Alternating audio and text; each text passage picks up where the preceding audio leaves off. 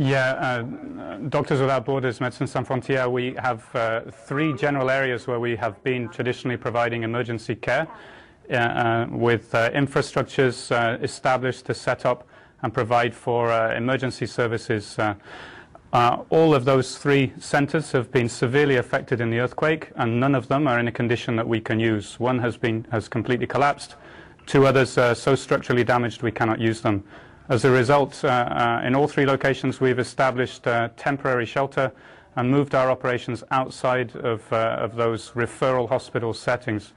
The challenge then for the team is the level of care we can now provide without that infrastructure is very limited.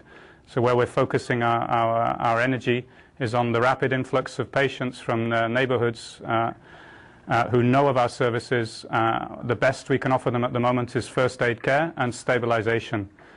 The reality of what we're seeing is severe traumas, head wounds, crushed limbs, severe problems that cannot be dealt with the level of medical care that we currently have available with no infrastructure really to support it.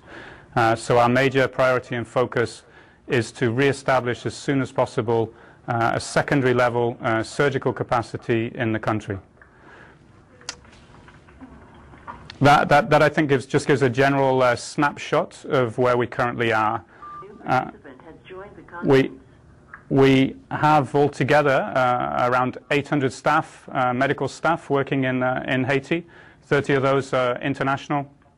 We're currently putting rapid response plans into place based out of North America and out of Europe to have another 70 international staff available over the next few days with specialities available to respond to these more immediate emergency medical needs.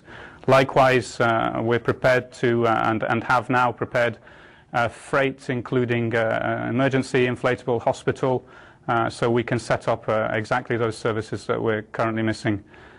Teams are basically managing what comes to them.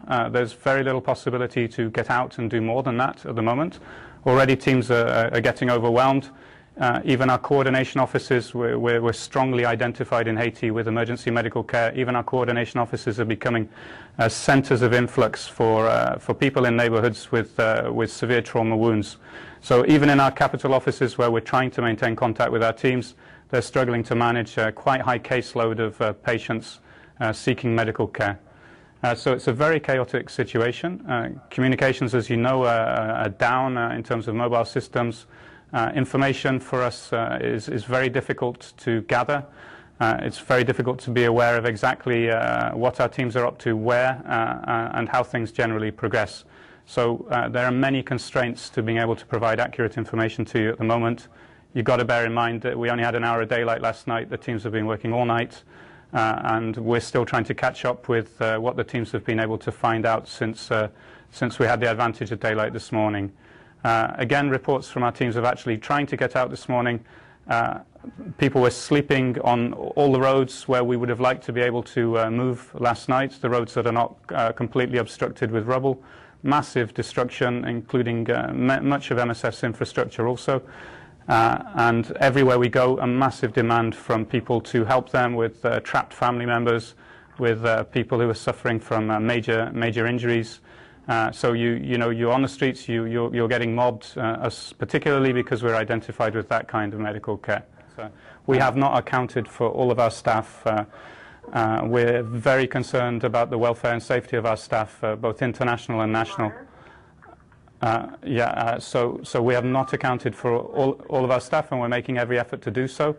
We're in direct contact with all of the family who have family members working with Médecins Sans Frontières, Doctors Without Borders in Haiti.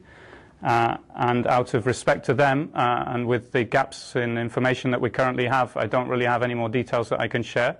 But this is a major focus, a major priority for the organization. Likewise, for our national team members, many of them were involved, were working in structures that fell apart during the earthquake. Many have families who live in very precarious conditions anyway in Port-au-Prince. So a major concern for them is what has happened to their families. So they're also trying to establish that in addition to supporting the emergency care of the organization. So that is for us one of the key pillars that we're trying to work on right now, and I don't have all the information yet to brief you more thoroughly.